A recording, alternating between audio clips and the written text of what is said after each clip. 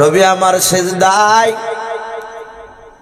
সারা পৃথিবীর জননী জনাবে মোহাম্মদ রাসূলুল্লাহ নাই, নবীজির বাপজি জননী মা ফাতেমা জোহরা রাদিয়াল্লাহু তাআলা আনহা বেঈমানদের কাছে গিয়ে বলেছিল, গোদবা সাইবারাও, আমার আব্বা এমন কি তোমাদের অন্যায় করেছে মানাও? আমার আব্বা এমন কোন তোমাদের কোনো অন্যায় করে নাই, আর আমার আব্বার মাথায় কেন পচা উটের ঘোড়ে চেপে দিয়ে তোমরা কেন ধরে ধরে আছো চেপে মালাও? আমার আব্বাকে ছেড়ে দাও, আমার আব্বা মরে গেলে আমি কাকে আব্বা বলে ডাকবো, ছেড়ে দাও। বেঈমান উদবা সাইবারা বাপ যে ফাতেমার কান্না দেখে তারা ছেড়ে দিল। নবীর কাছ থেকে বাপ যে মসজিদের বাইরে গিয়ে দাঁড়িয়ে দেখতে লাগলো, আল্লাহ নবীর কলিজার টুকরা বেটে মা ফাতেমা জোহরা রাদিয়াল্লাহু তাআলা আনহা উটের পচা ভুঁড়িটা বাপ যে সরে দিয়াও। আল্লাহর নবীজিকে বাপজি হাত দুখানা ধরে নবী আমার ফাতেমাকে বুকের সাথে জড়ে ধরে বললেন, মা তোমাকে কে খবর দিয়েছে মানাও? মা ফাতেমা জোহরা কেঁদে কেঁদে বলেন, আমাকে একজন খবর দিল। আমি তার চেহারার দিকে ভালো করে দেখলাম। আমি ঘরের ভেতরে ছিলাম, বাড়ির ভিতর থেকে নাই বাহির থেকে আওয়াজ দিয়ে বলেছিল, ফাতেমা তোমার আব্বা মনে হয় আর বেঁচে নাই। ওগো আব্বা, আমি দৌড়ে চলে এসে আপনার মাথা থেকে ভুঁড়িটা সরে দিলাম। মা ফাতেমা জোহরা দুখানা বাপজি তুলে আল্লাহর কাছে বদদোয়া করতে লাগলেন, ওগো মালিক, তোমার বিশ্ব নবী জনাবে মোহাম্মদ রাসূলুল্লাহ সাল্লাল্লাহু তাআলা আলাইহি ওয়াসাল্লাম আমার উনি আব্বা যান, ওগো মাওলা তুমি তো জানো আমার আব্বা কারো চুল পরিমাণ অন্যায় করে নাই, দোষ করে নাই। ওগো আল্লাহ, আমার আব্বাকে যারা আজকে কষ্ট দিতেছিল, যারা কষ্ট দিয়েছে তাদেরকে তুমি ধ্বংস করে দাও। আমার পেয়ারা হাবিব মার নবী দরুদ নবী আমার মা ফাতেমার হাত ওখানা জোরে জোরে বলেন, ওগো মা ফাতেমা, খবরদার তুমি আমার উম্মতের জন্য বদদোয়া করো না রে ফাতেমা। এই ফাতেমা শুনে না, কোরআন আল্লাহ আমাকে বলেছেন, আমা আরসালনাকা ইল্লা রাহমাতাল লিল আলামিন।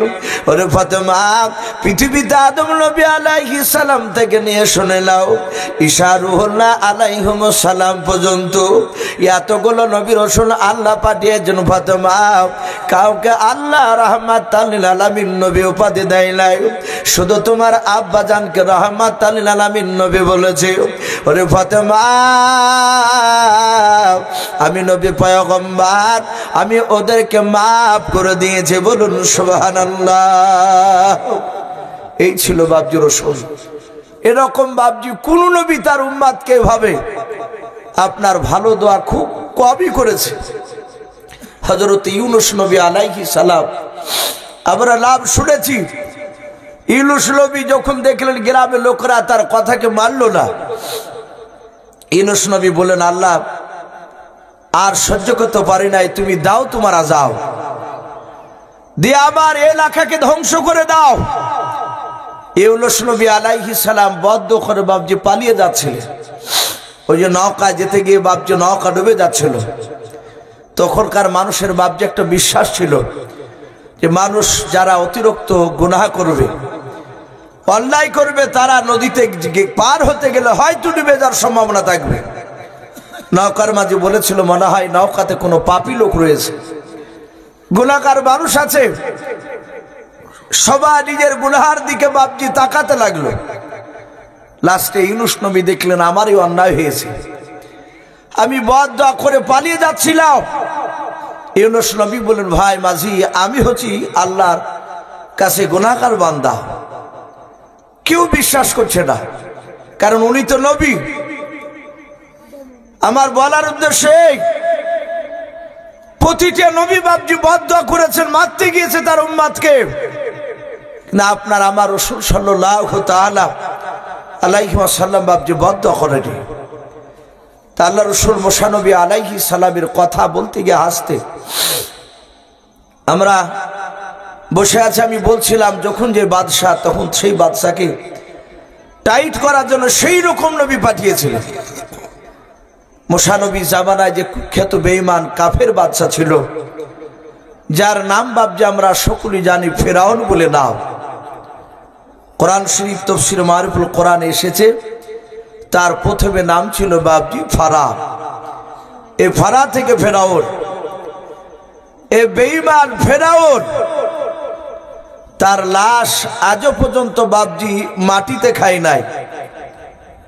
মিশরের বুকে বাপজি চিড়িয়াখানাতে বাপজি তাকে রাখা হয়েছে। আমাদের গ্রামের আমাদের প্রতিবেশী বাপজি চাচা হচ্ছে, তারা জাহাজে থাকে এবং মিশরে বাপজি তাদের সেই সময় তারা জাহাজে যাই হোক সেখানে পৌঁছানোর পরে বলছিলেন যে আমরা ফেরাউনকে দেখতে গেলাম। আমরা অনেকে দেখেছি ইউটিউবে নেটের মাধ্যমে শুকটি মাছের মতো শুকিয়ে পড়ে আছে। ওনারা বলছিলেন যে খুব বেশি দূর থেকে আমরা দেখি না, একেবারে কাছাকাছি, মনে হচ্ছে কয়েক মাস আগে সে মারা গিয়েছে। আল্লাহ কোরআন পাকে বলেছেন তাকে কিয়ামত পর্যন্ত খাবে না। নীল দরিয়াতে ফেরাউন কয়েক শত বছর পানি এবং কাদাতে মিশ্রিত অবস্থায় ছিল। বাপজি আমার সোনা লালেরা, এ ফেরাউন এত বড় বেঈমান, কিতাবে লিখেছে ই শুধু নবীকে বাপজি আপনার কষ্ট দিয়েছে তা নয়, হাদিস শরীফে পাওয়া যায় নবীজির বাপজি আপনার দুটো সন্তানকে এবং সেই নবীর স্ত্রীকে পর্যন্ত বাপজি ফেরাউন মারতে বাপজি দ্বিধাবোধ করে নাই। কিছু বলছো নাকি? না, এ ফেরাউন এত বড় বেঈমান, আপনারা মনে মনে চিন্তা করবেন ফেরাউন কোন নবীর দুই ছেলেকে মারলো। তাফসীর মারিফুল কোরআনে এসেছে মুসা আলাইহিস সালামের জামানায় কয়েকটা জিন্দা নবী একসঙ্গে ছিল, বলুন আলহামদুলিল্লাহ। কিন্তু আপনার আবার রসুলকে বাপজি এমন একটাই পাঠিয়েছেন, গোটা পৃথিবীর মধ্যে নবী আমার একাই ছিল রসুল, বলুন আলহামদুলিল্লাহ। আর মুসা নবীর জামানায় কয়েকটা নবী রসুল জিন্দা ছিলেন। কেতাবে লিখেছে সেই নবীটার নাম ছিল হযরতে হিজকিল নবী আলাইহিস সালাম। নাম শুনেছেন হিজকিল নবী? এই হিজকিল নবী আলাইহিস সালাম তিনি নবী ছিলেন, রসুল ছিলেন না। উনি ওনার দুটো সন্তানকে রেখে, ওনার বিবিকে রেখে দুনিয়ার বুক থেকে তিনি বিদায় নিয়ে চলে যায়। কেতাবে লিখেছে বেঈমান ফেরাউন যখন খোদা দাবি করেছিল, ওই সময় হিজকিল নবীর দুটো সন্তান, তার মা দুই সন্তানকে নিয়ে ফেরাউনের বাড়িতে বাপজি কাজ করত। ফেরাউনের বাপজি একটা বাড়ির দাসী এসে বলল, হে হিজকিল নবীর স্ত্রী শোনো, তুমিও দাসী আমিও দাসী, তুমিও বাদী আমিও বাদী। ফেরাউন খোদা দাবি করেছে, তোমাকে খোদা মানতে বলেছে ফেরাউনকে।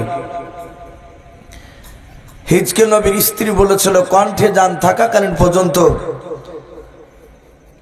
আমরা কেউ, আমার দুই সন্তান এবং আমি তিনজনা মিলে আল্লাহকে ছাড়া আমরা কাউকে আল্লাহ বলে মানতে রাজি নাই, বলুন আলহামদুলিল্লাহ।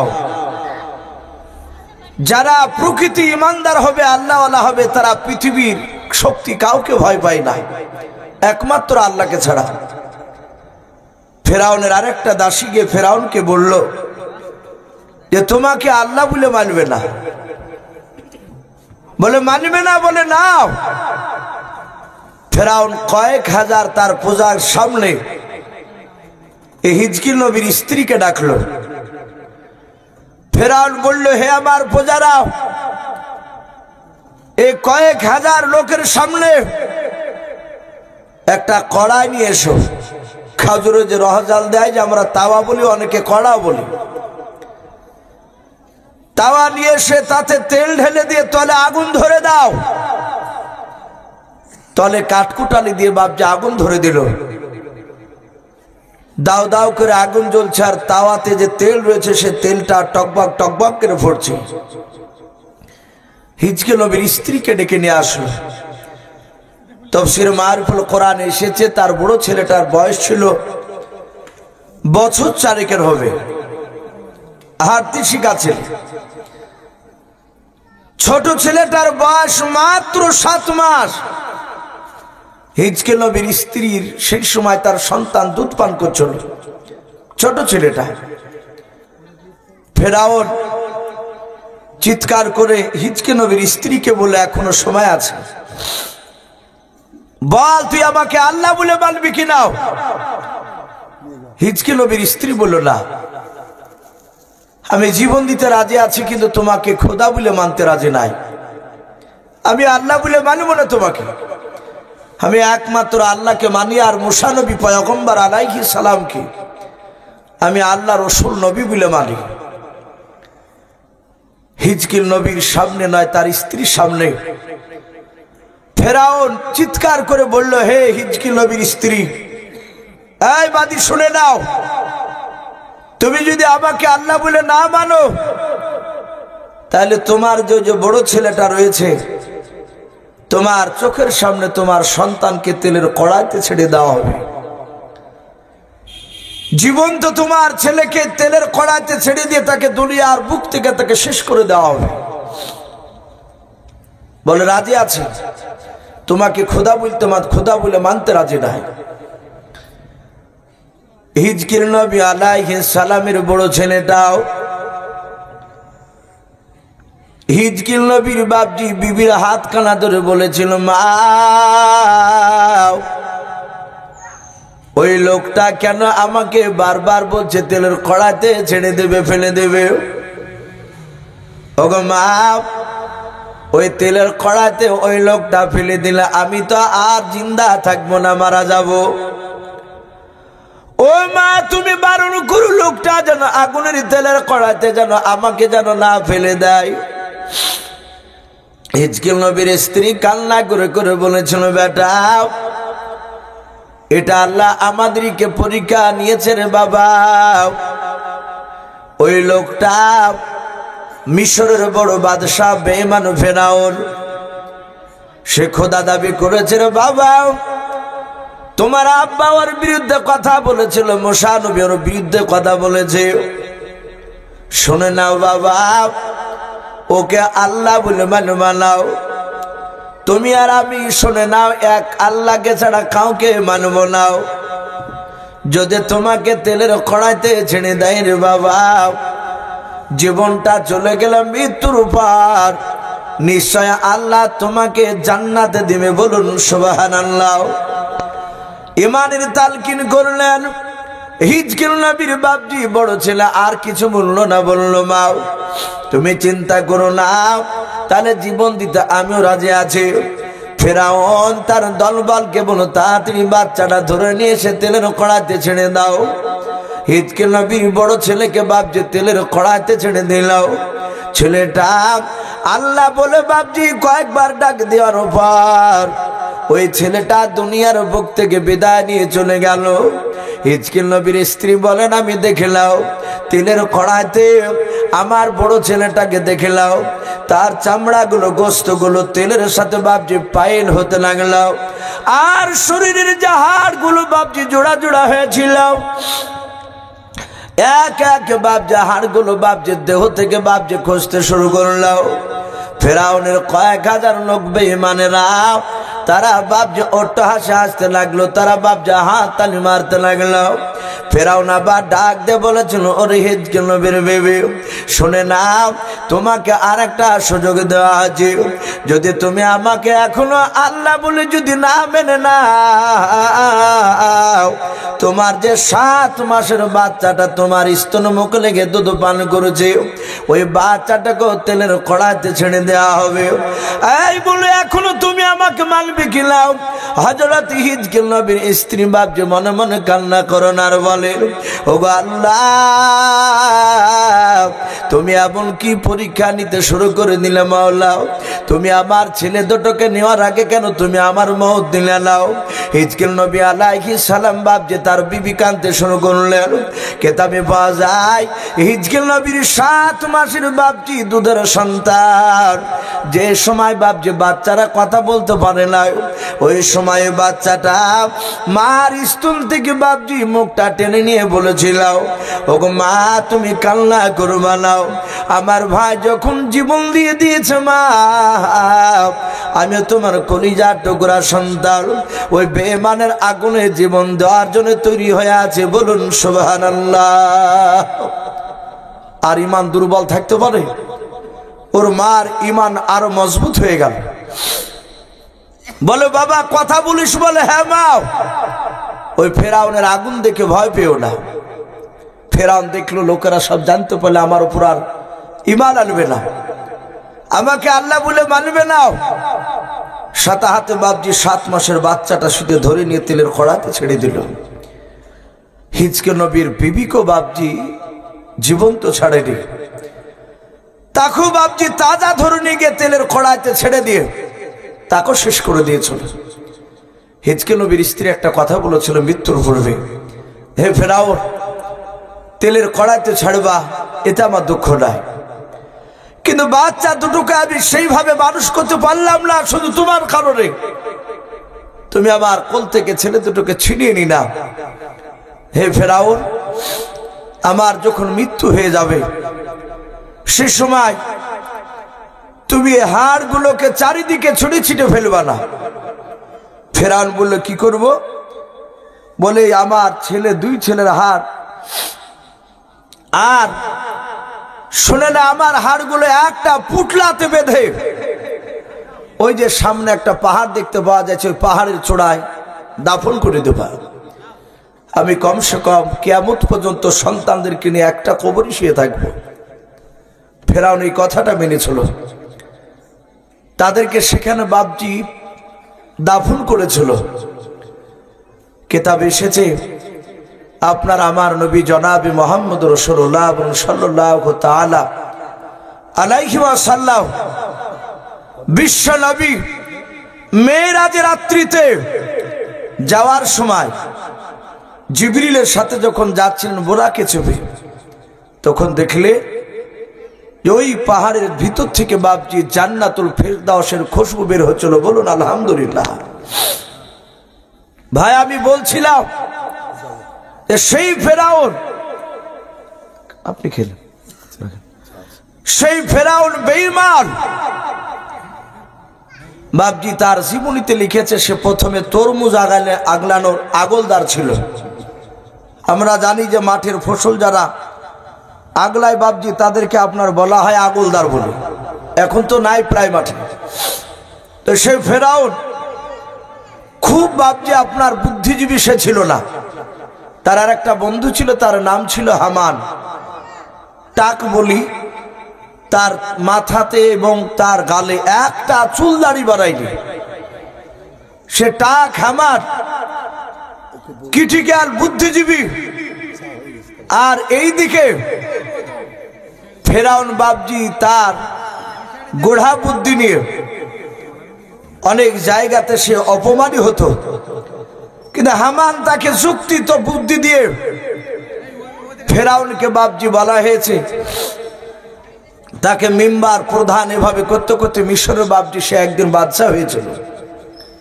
সম্মানিত ভাইরা আমার বাবা জীবনেরা, ফেরাউন যখন বাদশা হয়েছিল রাজত্ব চালাতে গিয়ে বেঈমান ফেরাউন একদিন রাত্রিবেলায় স্বপ্ন দেখছে যে আসমান থেকে একটা আগুনের টুকরা খসে, আগুনের কুণ্ডুক খসে তার সিংহাসনে পড়ে বাপজি সিংহাসনটা পুড়ে গেল। কোন কোন মুফাসসিরিন কেরাম লিখেছেন ফেরাউন যে চেয়ারে বসে থাকতো সেই চেয়ারটা বাপজি আপনার ধ্বংস হয়ে গেল। ফেরাউন রাত্রিবেলায় স্বপ্নটা বাপজি দেখার পরে সকালবেলায় তার রাজ দরবারে হামানকে ডেকে বলল, ভাই আমি রাত্রিবেলায় স্বপ্ন দেখেছি। এই স্বপ্নের মানে কি হবে বলো? সমস্ত বাপজি আপনার স্বপ্নবিদ যারা ছিল, যারা স্বপ্নের ব্যাখ্যা করতে পারত, সে সময় প্রায় মোটামুটি 1000 বাপজি গোটা মিশরের মধ্যে স্বপ্নবিদ তারা এসে ফেরাউনের স্বপ্নটা বাপজি ব্যাখ্যা করতে লাগলো। ফেরাউনের বাপজি আপনার ব্যাখ্যা সবার একটাই বাপজি মত হলো। তারা বলল, হে বাদশাহ, আপনার এই সিংহাসন ধ্বংস হওয়ার একটাই এটা ইঙ্গিত পাওয়া যাচ্ছে যে মিশরে এমন একটা বাচ্চা আগামীতে জন্ম নিবে, যে বাচ্চাটা আপনার সিংহাসনটাকে আপনাকে কেড়ে নেবে, আপনাকে হয়তো রাজা থেকে শেষ করে দিবে। ফেরাউন বলল, সব জ্যোতিষীরা তো একই কথা বলছো।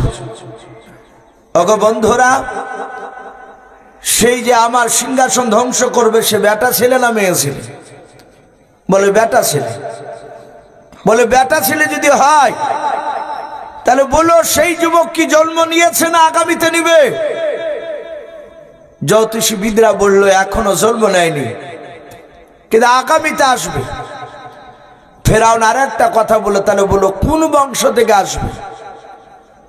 ফেরাউন বলল যে বংশটা বলতে পারলে একটু সুবিধা হয়। স্বপ্নবিদরা বলল, আমরা স্বপ্নের ব্যাখ্যায় পাচ্ছি যে বংশ থেকে ওই ছেলেটা জন্ম নিবে, সেই বংশটা হবে বানি ইসরাইল বংশ। বলুন আলহামদুলিল্লাহ। কোরআন শরীফে বাপজি 15 পারায় বানি ইসরাইল বলে একটা সূরা আছে, 114টা সূরার মধ্যে। আমি আর একটু বলি আপনাদেরকে, যদি 1,24,000 নবী রাসূল যদি আমরা ধরি, মাত্র 6টা নবী, এতগুলো নবী রাসূলের মধ্যে থেকে 6টা নবী রাসূল অন্যান্য বংশে জন্ম নিয়েছিল। এই 6টা নবী রাসূল বাদ দিয়ে সমস্ত নবী রাসূল আল্লাহ যা পাঠিয়েছিলেন সবাই ছিল ওই বানি ইসরাইল বংশ থেকে। বলুন আলহামদুলিল্লাহ। তাহলে বংশটা কত বড় বাপজি দামি বংশ। ফেরাউন বলল, তাহলে বানি ইসরাইল বংশ থেকে জন্ম নিবে? বলে হ্যাঁ। ফেরাউন বলে, তাহলে বাঁচা গেল। কেন? কারণ ফেরাউন যে বংশের সন্তান, ফেরাউনের বংশকে বাপজি কিপ্তিয়া বংশ বলা হয়। কোরআন শরীফে এসেছে এদের বংশের কথা। ফেরাউন বলল, আমার কিপ্তিয়া বংশের যত যুবক রয়েছে সবাইকে আমি চাকরি দেব। সবাইকে রাজ দরবারে বাপজি সভাতে ডেকে বলল, আগামী কাল থেকে বানি ইসরাইল বংশের যত বিবাহিতা নারী রয়েছে, যত বিবাহিত যুবক রয়েছে, সব সেই বিবাহিত যুবকের বাড়িতে যাও আর তাদের স্ত্রীকে প্রতিদিন 3 বার করে তাদের পেটগুলোকে একটু পরীক্ষা করবা, একটু চেক করে দেখবা। তারা যদি বাচ্চা জন্ম দেয়, সে বাচ্চাটা যদি বেটা ছেলে হয়, তাহলে সাথে হাতে বেটা ছেলে বাচ্চাটাকে ধরে জীবন্ত তার মায়ের সামনে তাকে হত্যা করবা, হয় শেষ করে দেবাও, আছাড় মেরে কিংবা গলা টিপে এক কথায় বাচ্চাকে জিন্দা রাখবা না। ওই বংশ থেকে বেটা ছেলে এসে আমার সিংহাসনকে কেড়ে নেবে। ফেরাউনের লোকেরা বাপজি, তার কিপ্তিয়া বংশ লোকেরা প্রতিটা বাড়িতে বাপজি আপনার চেক করে বানি ইসরাইলে। কিন্তু কেতাবে লিখেছে, নবীরা যেই সব মায়ের পেটে জন্ম নেয়, আপনার আমার মা বোনেদের মতো বাপজি পেট, নবীর মাদের পেট কিন্তু উঁচু হয় না। আমাদের মা বোনেদের পেটে বাচ্চা আসলে 7 মাস 8 মাসের বাচ্চা যদি পেটে থাকে, ওরা রাস্তা দিয়ে যদি যায়, ওরা যতই চেষ্টা করুক যে আমি কাপড় দিয়ে ঢাকবো, লোকে যেন বুঝতে না পারে, কিন্তু ঢাকতে পারবে না। তাকালি বুঝতে পারা যাবে যে মায়ের পেটে বাচ্চা আছে। কিন্তু প্রতিটা নবী রাসূল যেই সব মাদের পেটে ছিলেন, কিন্তু আমাদের মা বোনদের মতো পেট বাপজি অত মোটা হতো না। কিন্তু ওদের বাড়ির লোকগুলো জানতেন যে হ্যাঁ, নবীর আব্বা জানতেন যে নবীর মার পেটে বাচ্চা আছে। তারা যাদের সামনে বলতেন গোপনে তারাই জানতেন। ফেরাউন বাপজি বনী ইসরাইলের বংশের বাচ্চাকে 2 বছর ধরে টানা মারতে লাগলো। 2 বছর কিতাবে লিখেছে প্রায় 2 বছরের মধ্যে 1 নয় 2 নয় 6 লক্ষ বাচ্চাকে হত্যা করলো।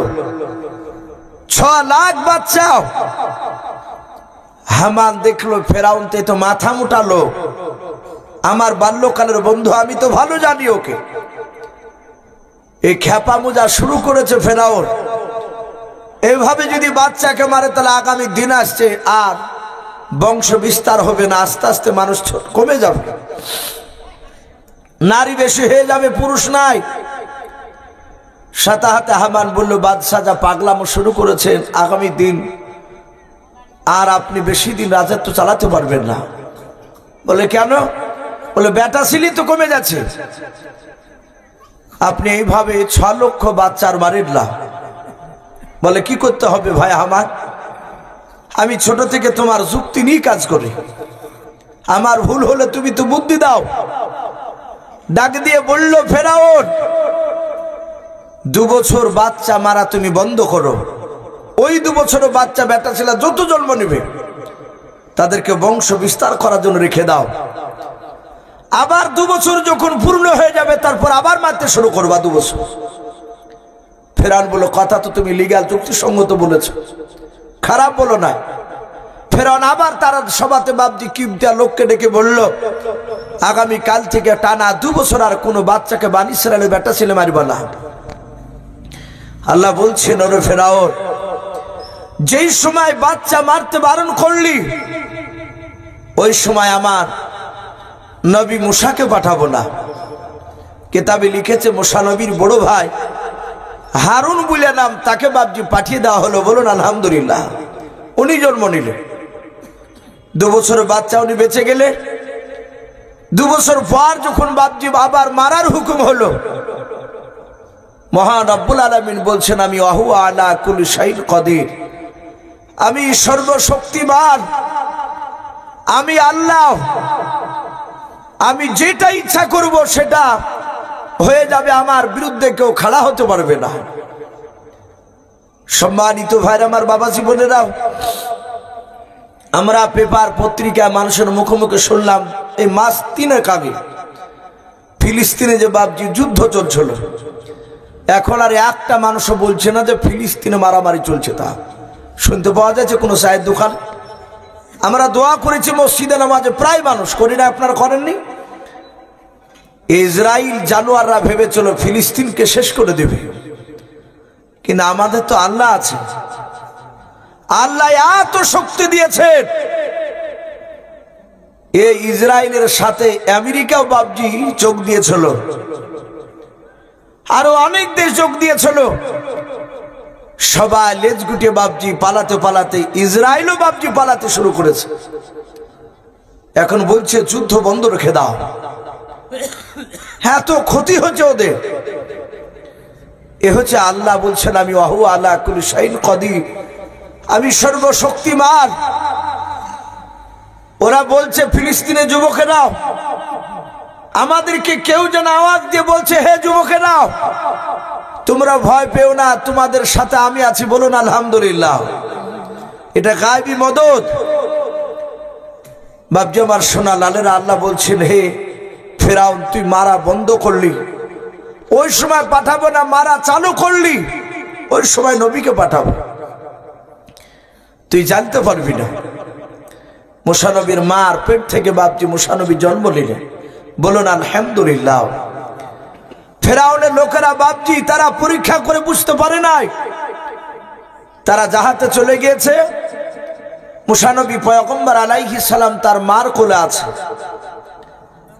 মুসা নবীর নাম মুসা, ওর মাও বাপজি জানে না। হঠাৎ করে শিকল আওয়াজ, বলে কে? বাহির থেকে একটা যুবক কথা বলছেন যুবকের গলায়, হে মুসার মা, তোমার কোলে যে মুসা আছে ওই মুসা নবীর হেফাজতে এসেছি। বলুন আলহামদুলিল্লাহ। মুসা নবীর মা উনি ভয়ে থরথর করে কাঁপতে শুরু করে দিলেন, মওলা আমার যে বেটা ছেলে হয়েছে এটা জানলো কেমন করে এবং নাম বলে কেন ডাকতেছে? ডাক দিয়ে বলল, কিছুক্ষণ আগে ফেরাউনের লোকেরা এসেছিল, তারা আমার বাড়ি খানাকে ইনকোয়ারি করে চলে গিয়েছে, বাড়িটা আমার এমনকি শরীরখানা চেক করে দেখেছে, তারা বুঝতেও পারে নাই। আর তুমি কে? আমার ছেলের নাম পর্যন্ত তুমি বললে মুসা। যিনি দাঁড়িয়ে ডাক দিয়েছিলেন তিনি বললেন, আমি মুসাফির, আমি একজন আল্লাহর ফেরেশতা, হযরত জিবরিল আলাইহিস সালাম। বলুন সুবহানাল্লাহ। দরজাখানা খুলে দিয়ে বলল, ভাই কি বলতে চাইছো বলে? তোমার বাচ্চা তোমার বাড়িতে নিরাপদ নাই। বলে কি করা লাগবে? বলে ছোট্ট একটা বাক্স বানাও, বাক্সের ভিতরে তোমার বাচ্চা মশাকে ভরে দিও, তুমি ওই নীল দরিয়ার পানিতে নদীতে তুমি ছেড়ে দাও, স্রোতে ভাসতে ভাসতে চলে যাবে। মুসা নবীর মা কাদার বলেন, ও আল্লাহ এত বড় তুমি আমাকে পরীক্ষা নিতেছো। ডাক দিয়ে বলেন, ভাই বাক্স কোথায় পাবো? আমার কাছে তো এমন কোনো তক্তা নাই। ডাক দিয়ে বলো, বাক্স তোমাকে করা লাগবে না, শুধু একবার আমাকে হুকুম করো, আমি কয়েক সেকেন্ডের মধ্যে বাক্স বানিয়ে দেব।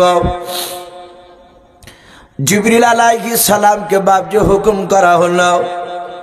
উনি ছোতার মিস্ত্রি সেজে বাপজি সেখানে দাঁড়িয়েছিলেন, কাঠ মিস্ত্রি সেজে বাবা।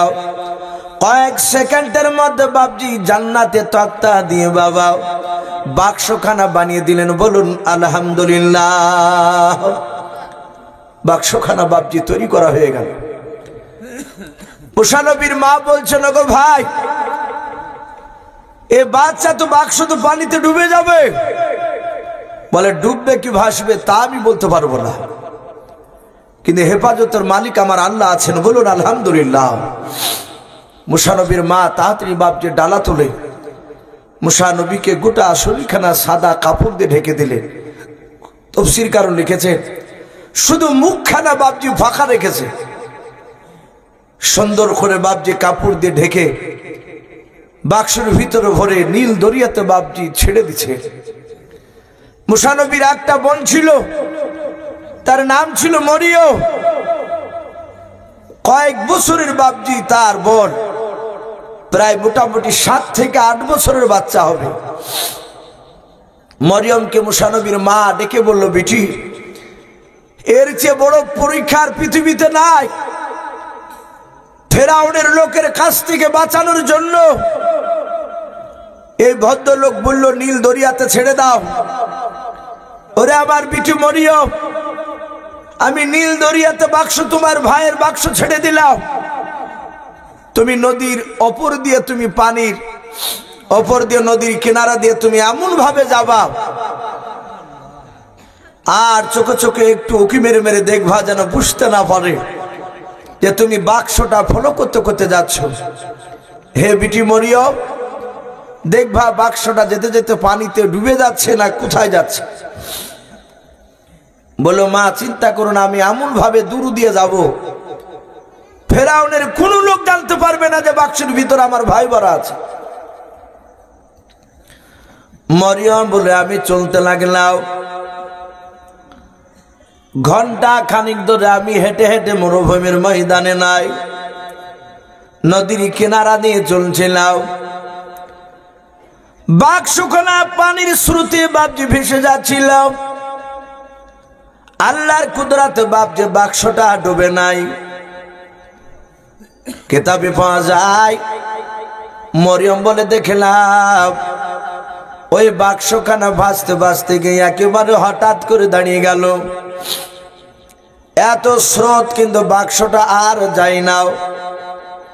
দেখলাম ওই নদীর কিনারায় একটা বিরাট বড় বাপজি বাড়ি দেখতে পেলাম।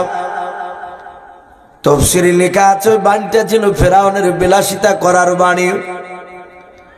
রাজা বাদশাদের বাপজি একটা বাড়িতে হয় না, কয়েকটা বাড়ি থাকে। অনেক রাজাদের বাপজি বাড়ি নদীর ওপরে দেখতে পাওয়া যায়। গরমের সময় বাপজি বাতাস খাওয়ার জন্য বেঈমান ফেরাউনের বাপজি এক না দুই নাই, অনেকগুলো বাপজি ফেরাউনের বাড়ি ছিল। তার মধ্যে নীল দরিয়ার ধারে একটা বাড়ি ছিল। ওই বাড়ির দরজার কাছে নাই বাবা, ওই নদীর কিনারায় যে বাড়িটা রয়েছে সেই বাড়িটার কাছে গিয়ে একেবারে বাক্স টাকা না বাপজি গিয়ে লেগে গেল।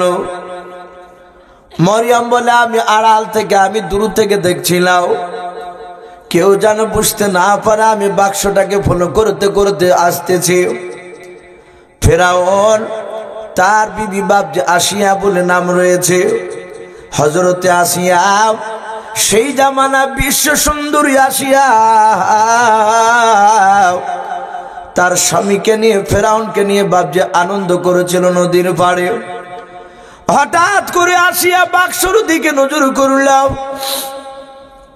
আসিয়া বলেন স্বামী, ওই দেখেন এত সুন্দর বাক্সখানা দেখতে পাওয়া যাচ্ছে, একেবারে আমাদের ঘরের কিনারায় লেগে গিয়েছে। ফেরাউন বলল বিবি আসিয়া, ও বাক্সর দিকে তাকায়ও নাও, ও বাক্সতে নোংরা থাকতে পারে। ওরে আসিয়া, এর চেয়ে সুন্দর বাক্স তোমাকে আরেকটা বানিয়ে দেব আমি। আসিয়া বলেছিল স্বামী গো, আমি দুনিয়ার কোনো বাক্স তোমার কাছে চাইনি নতুন করে। ও প্রাণের স্বামী, ওই বাক্সখানা দেখো, বাক্সের ভেতরে কি ভরা আছে। বাক্সখানা দেখতে বড্ড ভালো লাগে।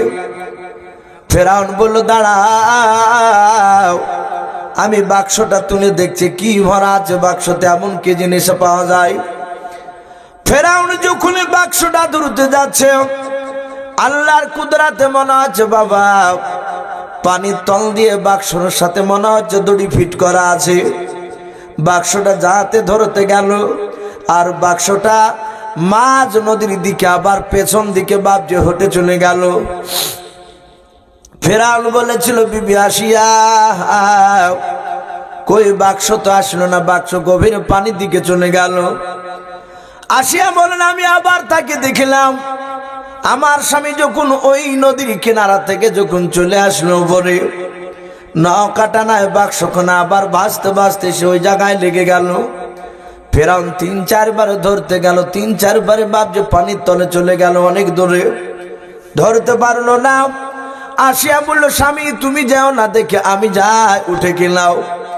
যাহাতে আসিয়া ধরতে গেলে আল্লাহর কুদরাতে বাবা বাক্সখানা স্প্রিং এর মতো জাম্পিং করে বাবা অপরে চলে আসলো। বলুন সুবহানাল্লাহ। ফেরাউন বলেছিল বিবি আসিয়া, অত বড় বাক্স তুমি তুলে ফেললেও। বলে দেখো বাক্স হাত দেওয়ার সাথে বাক্স ওপরে চলে আসলো। ফেরাউন বলে তোমার নরম হাতে তুমি ওঠাতে যেও না, ডালাও, তোমার আঙুলে ব্যথা পাবে। ফেরাউন বাপ যে শত চেষ্টা করে ডালা খুলতে পারলো না। যাতে আসিয়া বাপ যে আবার হাত দিলেন, চট করে তালাটা বাপ যে নয় ডালাটা খুলে গেল। খুলে যাওয়ার পর হযরত আসিয়া বলেন আমি ভেতর দিকে লক্ষ্য করে দেখলাম মুসা নবী পয়গম্বর আলাইহিস সালাম ছোট্ট বাচ্চা ছিল। হযরতে আসিয়ার মুখের দিকে চেয়ে বাবা মৃদু মৃদু হাসতে লাগলেন। বলুন আলহামদুলিল্লাহ। আসিয়া বলেন যাহাতে তাকিয়েছে আর যাহাতে ফিরিক করে হাসেছে, ওর হাসিতে আমার মহাব্বত মায়া পড়ে গেল। মায়া খুব কঠিন জিনিস বাপ। পৃথিবীতে বহু জায়গায় শোনা যায় যে তার বাদশানায় একটা মানুষের উপর মহাব্বত পড়ে গিয়ে তার কোটি কোটি টাকার বাপ যে সম্পদ তার নামে সব দিয়ে দিয়েছে। আসিয়ার মায়া জন্ম গেল বাচ্চাটার উপরে।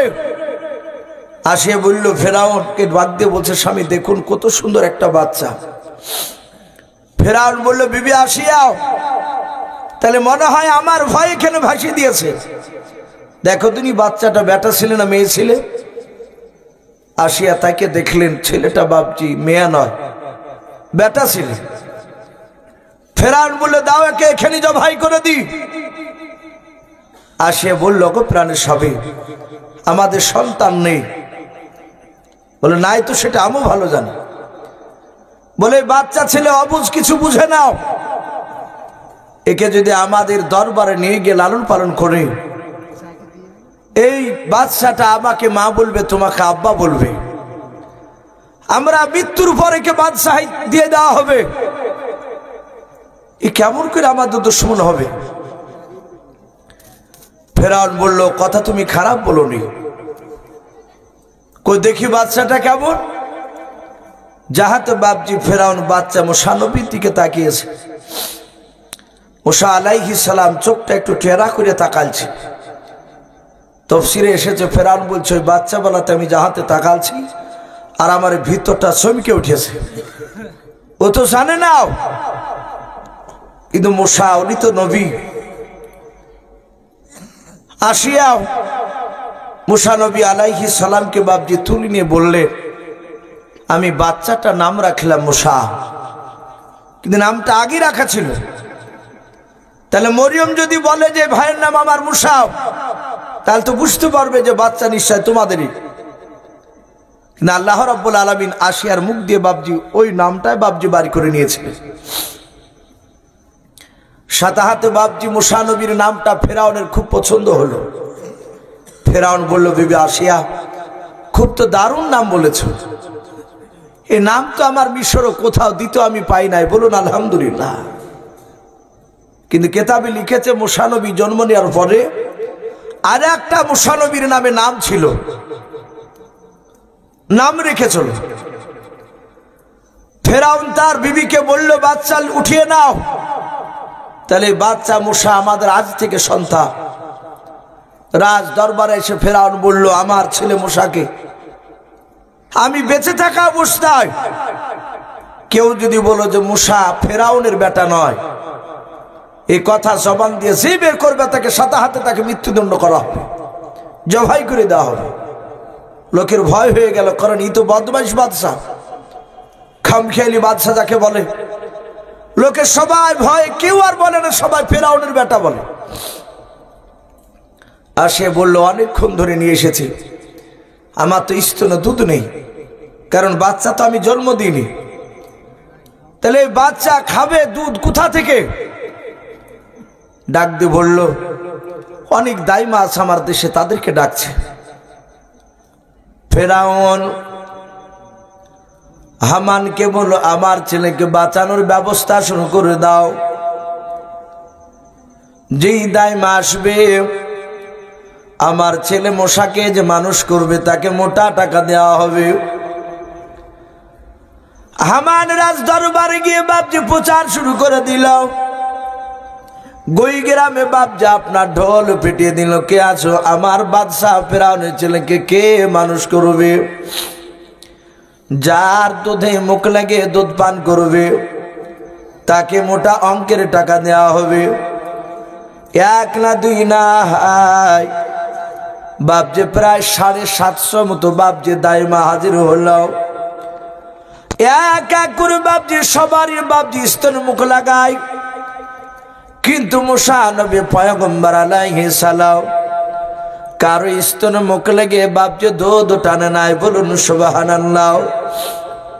মুসা নবী মায়ের দিকে তাকায়, যেই মেয়েটা মুসা নবীকে কোলে নেয়, মুসা নবী তাকিয়ে দেখে ইনি আমার জনম দক্ষিণে মা নয়। এত চেষ্টা করে বাপজি খাওয়াতে পারে না, মুসা নবী শুধু কাঁদে। এইভাবে বাপজি আপনার কয়েক শুধু বাপজি দাই মারাও, সবাই বাপজি আপনার ফেলোয়ার হয়ে গেল, কেউ খাওয়াতে পারলো না। ফেরাউন এতক্ষণ বাবা ওই বাক্স থেকে বাপজি মুসা নবীকে তোলার আগে মুসা নবীকে মারা নিয়ে ব্যস্ত পড়েছিল, কিন্তু এবার মুসা নবীকে বাপজি বাঁচানো নিয়ে বাপজি বাতিবাস্ত হয়ে পড়েছে। ঘাম কপাল দিয়ে বেড়ে গিয়েছে। চিন্তা করে বলেন, আসিয়া আমার ছেলে মুসাকে মনে হয় আর বাঁচাতে পারা যাবে না। ফেরাউন বলল, কেউ কি নয় আমার দেশি বাচ্চাকে দুধ খাওয়ানোর মতো দাইমা। হঠাৎ করে বাপজি মরিয়ম দূর থেকে দেশখানা দেখতেছিলেন।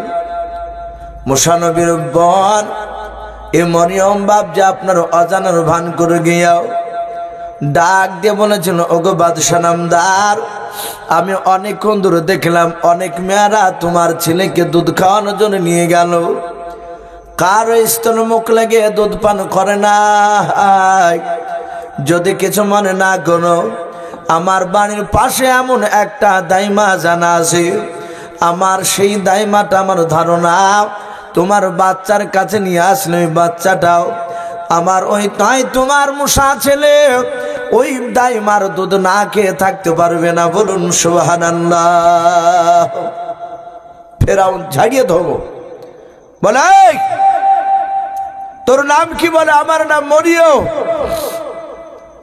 বলে আমি কয়েক ঘন্টা ধরে ছটফট করছি, তাড়াতাড়ি ডেকে নিয়ে আয়। হযরত মরিয়ম বাপজি সুজা দৌড়ে বাপজি চলে যাচ্ছে।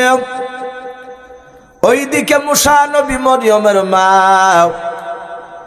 দরজার গুড়িতে দাঁড়িয়ে দাঁড়িয়ে শুধু অপেক্ষা করেছে কখন আমার মরিয়ম বেটে এসে বলবে বেটা কি অবস্থায়। হযরত মরিয়ম দৌড়ে গিয়ে বলেছিল মা। ওইদিকে মুসা নবীর মা চিৎকার করে বলেছিল বেটি মরিয়ম, বলে আমার মুসা বেটা কি হয়েছে, পানিতে নাকি ডুবে গেল। বলে মা আমার ভাই মুসা পানিতে ডুবে নাই। বলে কি হয়েছে? বলে মা গো আমার ভাই মুসা ফেরাউনের কোলে বসে আছে। বলুন আলহামদুলিল্লাহ। হযরত মুসা নবীর মা ভয় বাপ যে আপনার হতভম্ব হয়ে চিৎকার করে বলেছিল, ওগো আমার বেটে বলো যার ভয় নীল দরিয়াতে ছেড়ে দিলাও তার কোলে কেন বসে আছে? মুসাকে কি মেরে ফেললো নাকি? বলে মা আমি ঘন্টা চারেক থেকে আমি দাঁড়িয়ে দাঁড়িয়ে দেশখানা দেখছিলাম, ফেরাউন আমার ভাই মুসাকে বেটা বলে মেনে নিয়েছে, একটা লোকও বলে নাই যে এটা মুসা নবী ফেরাউনের বেটা নয়। ও মা কয়েক শুধু আপনার দাইমা এসেছিল, আমার ভাইকে দেখলাম সবারই মুখের দিকে তাকার ট্যা ট্যা করে কান্না আরো বেশি করে, কারণ স্তনে মুখ লেগে দুধ পান করে নাই। ওগো মা আমি তোমার কথা বলেছি শুনে নাও, যেন জানতে যেন না পারে যে তুমি তার মা, এমন ভাবে তুমি অভিনয় করবা গো মা যেন জানতে যেন না পারে যে আমার মুসা ভাই তোমার কলিজার টুকরা ছিল। হযরত মুসা নবীর মা ডাক দিয়ে বলেছিল, ওরে আমার বিটি আমি মায়ের জন্য অনেক কিছু করতে আমি রাজি আছি। দেখবেন বাস্তবে বাবা আমাদের অনেক সন্তানের বাপ মারাও অনেক ছোট কাজ বাপ যে কোন পর্যন্ত করে ফেলে ছেলের জন্য, ছেলেকে বাপ দিয়ে শুধু বাঁচানোর জন্য। হযরত বাপজি মুসা নবীর মা আপনার অজানার ভান করে চলতে শুরু করলেন। মরিয়ম ডাক দিয়ে বলেছিল, বাদশাহ এই দেখেন আমার সেই দাইমাও, আমার মনে হয় আপনার ছেলে মুসাকে যদি একটিবার যদি দেন এই দাইমার দুধ না খেয়ে থাকতে পারবে না। হযরত মুসা নবীর মা ডাক দিয়ে বলল, বাদশাহ আশা করি আমার স্তনে মুখ লাগে আপনার ছেলে দুধ পান করবে। যাতে বাপজি মুসা নবীর মার গলার আওয়াজ ফেরাউনের রাজ দরবারে বাপজি মুসা নবীর কানে পৌঁছে গিয়েছে। তার আগে মুসা নবী 1 সেকেন্ডের জন্য বাপজি নদী থেকে নিয়ে আসার পর কান্না বন্ধ করে নাই, কিন্তু যাহাতে মুসা নবীর মার গলার আওয়াজটা পেলেন আর সাথে আসিয়ার কোলে সেই সময় ছিল বাবা, মুসা নবী কান্না বন্ধ করে দিয়েছেন। বলুন আলহামদুলিল্লাহ। আসিয়া চিন্তা করলেন এতক্ষণ ধরে কান্না বন্ধ করলো না, আর মেয়েটা আসার সাথে হাতে কান্না বন্ধ করে দিল। আসিয়াকে ডাক দিয়ে বলল, হে রানীমা আপনার সন্তান নিয়ে আসো। মুসা নবীর মা তাফসীরে আছে হযরত মুসা নবীর মা যাহাতে বাপজি ভাবে হাত বানিয়েছেন, মুসা নবীকে বাপজি কোলে নেওয়ার উপর আপনি মুসা নবী তার মার স্তন দেখে মুখ নিয়ে গিয়াও স্তন মুখ লাগিয়ে দিলেন আর দুধ টানতে লাগলো। বলুন আলহামদুলিল্লাহ। মুসা নবীর মা ডাক দিয়ে বলল, বাদশাহ আমি আপনার বাড়িতে দিনে 2-3 বার এসে দুধ পান করে দিয়ে যাব, আমাকে বাড়ি যেতে হবে। ডাক দিয়ে বলল, ওগো ও মুসা নবীর দাইমাও, এই দুধমা শুনে নাও, আমার দরবার থেকে তুমি বাড়ি যাবা, তোমার বাড়ি থেকে দুধ খাওয়াতে আসবা। আমার ছেলে যদি খোদা লাগে কান্না করবে, আমি সহ্য করতে পারবো না। ওরে মুসা নবীর দুধমা, আমার বাড়ি থেকে আমার সন্তান যতদিন তোমার স্তনে মুখ লাগিয়ে দুধ পান করবে, অতদিন তোমাকে 1 সেকেন্ডের জন্য তোমার বাড়িতে যেতে দেব না। বলুন আলহামদুলিল্লাহ। মুসা নবীর মা বললেন, এভাবে আমাকে রাখলে অন্যায় হবে আপনাদের, কারণ আমার বাড়িতে তো লোক আছে। বলো, সে লোক নিয়ে আসো। আর এই মেয়েটা যে খোঁজ দিয়েছে তোমার, এই কারণে মেয়েটা আমার বাড়িতে খাবে দাবে থাকবে। বলুন আলহামদুলিল্লাহ। মুসা নবীর মা বললেন, আলহামদুলিল্লাহ, আমার যে বিটি এটা জানতে পারলো না, যদি ওকে বাদ দিত তাহলে আরো কষ্ট হতো। থাকতে লাগলে যতদিন দুধ পান করবে ততদিনই থাকবে। আল্লাহ বলছেন, ওর ফেরাউন, আমি এমনই আল্লাহ, দেখ আমার নবীকে তোর দুশমনকে, তোর বাড়িতে শুধু নবীকে নয়, তার 14 গোষ্ঠী পর্যন্ত খাবার খাওয়াছে। বলুন আলহামদুলিল্লাহ। তোর বাড়িতেই রয়েছে। মুসা নবী পয়গম্বর আলাইহিস সালাম থাকে 3 দিন হয়েছে বাপ যে দুধ পান করানো তার মা। ফেরাউন রাজ দরবারে গিয়েছে, আসিয়া মুসা নবীর মা মুসা নবীকে কোলে করে নিয়েছিলেন। আসিয়া ঘরের আড়ালে দিকেই বলছেন, বোন একটা কথা বলবো। বলো বলো। বলে, সত্যি করে বলো, এই বাচ্চা কি তোমার? মুসা নবীর মা থরথর করে কাঁপছেন। উনি চিন্তা করছেন, যদি বলে আমার, তাহলে তো বাচ্চাকে মেরে দিবে। ও তো জানে না যে আসিয়া এ আলাদা মেয়ে, এটা জানে না। ডাক দিয়ে বলল, না বোন, এই বাচ্চা আমার নয়। হযরতে আসিয়া মুসা নবীর মার হাত ওখানা ধরে বলেছিল, রে বোন, এই বোন আমার এটা সন্দেহ রয়েছে প্রথম দিন থেকে নিয়েও, যখনই তুমি আমার রাজ দরবারে এসে তুমি কথা বললেও, আর আমার ছেলে আমার কোল থেকে কান্না বন্ধ করে দিলাও, আমি সেদিন থেকে ধারণা করেছি, রে বোন, এ বাচ্চা অন্য কোনো মেয়ের নাই, তোমারই বাচ্চাও। হযরতে আসিয়া বলেছিল, বোন চিন্তা করো না, আমার স্বামী হচ্ছে বেঈমান, আমার কথা মানে নাই। আমি চাই তোমার এই সন্তান যেন বড় হওয়ার পর আমার স্বামীকে যেন ধ্বংস করে দেয়। মুসা নবীর মা দেখলেন, এ তো পুরো কেসটাই উল্টে, এ তো ওর লোক না। বলে, বোন কাউকে বলে নাই, বাচ্চা আবার আমি তোমার স্বামীর ভয়ে নীল দরিয়াতে ছেড়ে দিয়েছি। বলে, চিন্তা করো না, আমি কাউকে বলবো না। মুসা নবী আস্তে আস্তে বাপ যে দুধ পান করা ছেড়ে দিলেন। বড় হলো, মুসা নবীর মারা সব আপন আপন বাড়ি চলে গেলেন।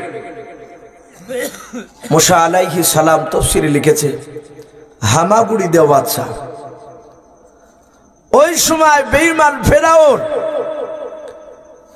হঠাৎ করে সকালবেলায় হামানকে পারসোনা ডেকে বলছেন, রে হামান, গোটা মিশর আমার ক্যাপচার হয়ে গেছে, প্রতিটা মিশরের লোকেরা আমাকে দেখে ভয়ে থরথর করে কাঁপে।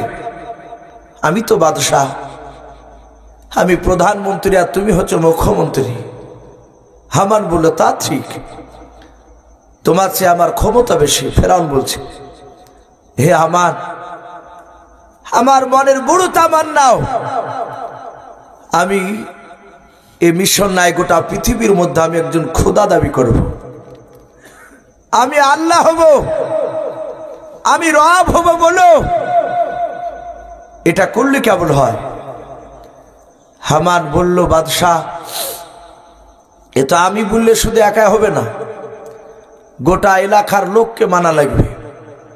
তাহলে আপনি রাজ দরবারে গিয়ে কথাটা তুলে ধরুন, লোকেরা কি বলে তাহলে বুঝতে পারবে যে আপনাকে চাইছে কি চাইছে না। খোদা বলে ফেরাউন বলে, আগামীকালকে সভা ডাকো। সভা ডাকলো হামান, ফেরাউন প্রধান বক্তা। হাজার হাজার লক্ষ লক্ষ লোকের সামনে ফেরাউন বলে, আমি তোমাদের কাছে আল্লাহ দাবি, আল্লাহ ডাকতে শুনতে চাই, আমাকে আল্লাহ বলে ডাকবে কিনা বলো। ফেরাউনের দরবারে বাপজি তার শ্রোতাদের মধ্যে থেকে, প্রজার মধ্যে থেকে দুটো প্রজা উঠে বলল, হে বাদশাহ নামদার, আপনাকে আমরা খুদা বলে মানতে রাজি আছি, কিন্তু একটা শর্তের উপরে। বলে শর্তটা কি? বলে ওই দেখেন একটা নদী দেখতে পাওয়া যাচ্ছে। বলে হ্যাঁ, ওই নদীতে পানি রয়েছে, নীল দরিয়া না, আর একটা নদী। ওই নদীর পানি আমি আপনাদের সামনে নয়, আপনাকে নিয়ে যাব সেখানে, হাজার হাজার লোকের সামনে আপনাকে বলবো এই নদীর পানিটা শুকিয়ে দাও। আপনি যদি হুকুম দিয়ে পানিটা শুকিয়ে দিতে পারে, আবার বলবে এই বাদশাহ, ফেরাউন সাহেব আপনি আবার নদীতে পানি নিয়ে এসে দেন, আপনি আবার হুকুম করবেন পানি হয়ে যাও, কি পানি চলে আয়। যদি আবার নদী যদি ভরপুর হয়ে যায়, তাহলে জানবো আপনি আমাদের খোদা, আপনি আমাদের রব, আপনাকে আল্লাহ বলে মানবে। ফেরাউন দেখলে তো ভারী বিপদে পড়ে গেল, এ তো সম্ভব নয়। ফেরাউন বলল, বন্ধুরা আমাকে আগামী কাল সময় দাও, আমাকে একটা দিন সময় দাও, আগামী কাল এসে তোমাদের কাছে কথাটা বলবো যে আমি পারবো কি পারবো না। সবাই চলে গেল, কিন্তু হামানকে ফেরাউন বলেছিল, হে হামান, এই লোক যাওয়ার আগে তুমি প্রচার করে দাও, আজকে সূর্য ডোবার পর থেকে নিয়ে রাত্রিবেলায় একটা মিশরের লোক, কোন প্রজা যেন তারা ঘর থেকে যেন বাহিরে না বেরোয়, রাস্তায় বলো, বাড়ির আঙিনাতে বলো, যারাই বেরোবে তাদেরকে জবাই করে দেওয়া হবে, প্রচার করে দাও। জমায়েত লোকের সামনে বাপজি প্রচার করে দিল, একটা লোক যেন না যায়। এমনকি ফেরাউন হামানকে বলে, হামান তুমিও বাড়াইতে পাবা না, তুমিও বাড়ির ভিতরে থাকবে। হামান চিন্তা করলে, এই কথা কেন বলছে? বলে ঠিক আছে, তাই করলাম, মেনে নিলাম আপনার কথা। সবাই শুয়ে আছে। ফেরাউন দেখলো একেবারে নিশিরাত্রি, অন্ধকারে বাবা চেয়ে গিয়েছে। বেঈমান ফেরাউন গভীর রাত্রিবেলা বাপজি বেরিয়ে আস্তে আস্তে বাপজি পা ফেলে ফেলে দেখলো, কাউকে দেখতে পাওয়া যায় না। সবাই আমার ভয়ে তারা সবাই ঘরের ভিতরে লুকে আছে। ফেরাউন বাড়ি থেকে বাপজি চুপে চুপে বেরিয়ে সোজা চলে গেল নীল দরিয়ার ধারে। ওই নীল দরিয়ার ধারে চলে যাওয়ার পর দেখলো বাপজি একটা গুহা রয়েছে, ছোট্ট একটা গুহা। ওই গুহার ভিতরে ফেরাউন বাপজি সেজদায় পড়ে বাবা আল্লাহ দরবারে কান্না শুরু করে দিল। বলুন সুবহানাল্লাহ। অনেক লোক বলে ফেরাউন আল্লাহকে মানত না, আল্লাহ আছে এটা বিশ্বাস করতো না। বলে না না, এটা বলো কথা। ফেরাউন জানে যে এক আল্লাহ আছে আমার মাথার উপরে, কিন্তু এই ফেরাউন বাপজি সেজদায় পড়ে কেঁদে কেঁদে বলেছিল, ওগো আল্লাহ,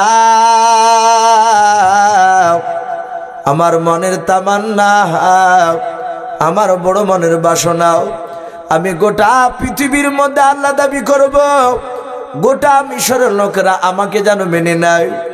যাতে বাপ যে এই কথা বলে বলে কাঁদতে শুরু করে দিয়েছে।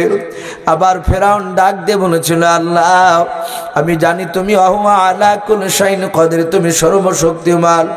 ও আল্লাহ, তোমার ইশারা ছাড়া গাছের পাতা পর্যন্ত লড়ে না। ওগো মাওলা, আমার ইন্তেকাল করার পর তুমি যা আযাব দিবা আমি তাই মাথা পেতে মেনে নেব।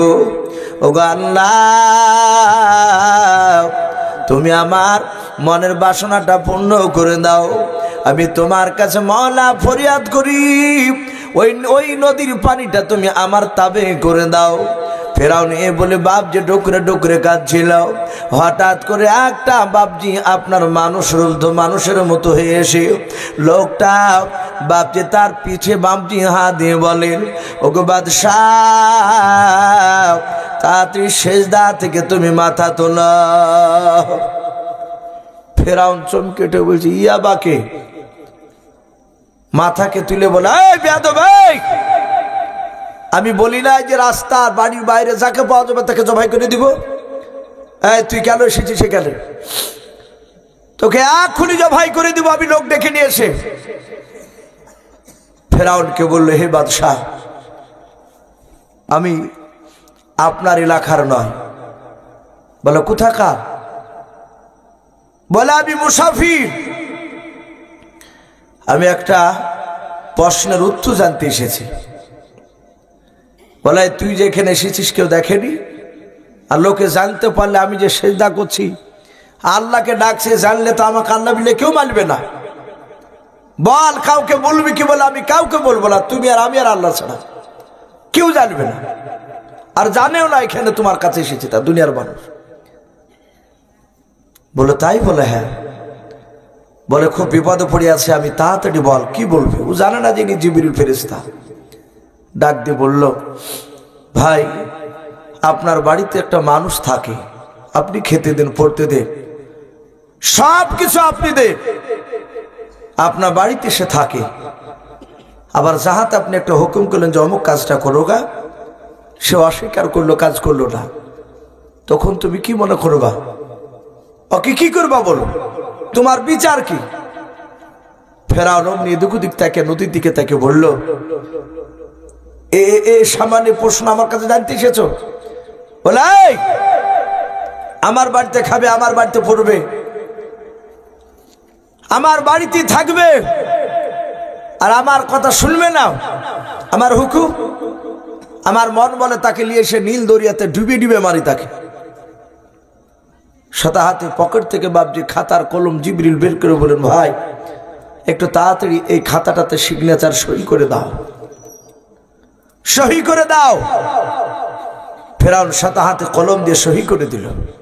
ফেরাউন একবারই অশিক্ষিত ছিল না। জিবরিল আলাইহিস সালাম বললেন, ভাই আমি চললাম। ফেরাউন বলল, ভাই অনুরোধ করছি কাউকে যেন বলবি না, আমি যে রাতে এসে কাঁদছি কেউ যেন জানতে না পারে, এমনকি হামান আমার মন্ত্রী সেও জানে না জানে, আমি সব পূজাকে লুকিয়ে আমি এখানে এসেছি। বলে কাউকে বলবো না। চিঠিখানা বলল, এর সহিটা তোমার মনে রেখো। বলি বাপজি আপনার চলে গেল, জিবরিল অদৃশ্য হয়ে গেলে ফেরাউন সকালবেলা এসে বলল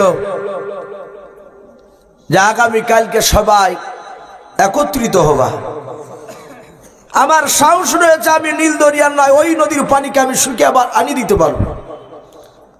লোকেরা ফেরাউনের এই সাহস দেখে আর কেউ কিন্তু বাপজি হুকুম করলো না। তারা ভেবেছে যে হুকুম করতে গেলে ফেরাউন হয়তো জবাই করে দিবে।